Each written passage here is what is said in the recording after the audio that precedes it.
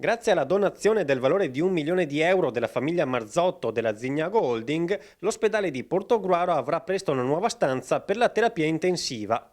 La lodevole iniziativa è stata presentata questa mattina alla presenza in videoconferenza di Stefano Marzotto, presidente della Zignago Holding, che ha voluto sottolineare con questo gesto la vicinanza della famiglia al territorio.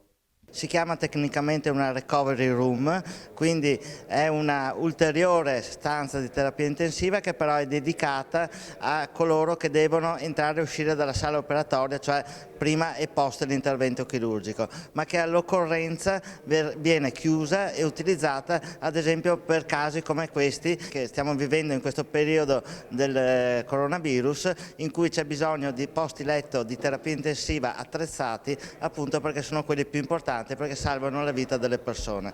Quindi un bellissimo gesto, io l'ho comunicato al Presidente Zaia, il quale è molto felice di questo. Realizzeremo in tempi brevissimi questa struttura perché verrà proprio realizzata dai donatori, e quindi noi pensiamo che nel giro di qualche mese saremo pronti per l'inaugurazione.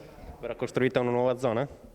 Allora verrà costruita adiacente al gruppo operatorio dell'ospedale di Portogruaro in aggiunta, con 7 posti letto, 7 postazioni, per cui veramente andiamo a valorizzare sempre di più il nostro ospedale di Portogruaro, che sempre di più sta diventando un punto di riferimento importante per la sanità non solo di questo territorio ma di tutto il Veneto orientale.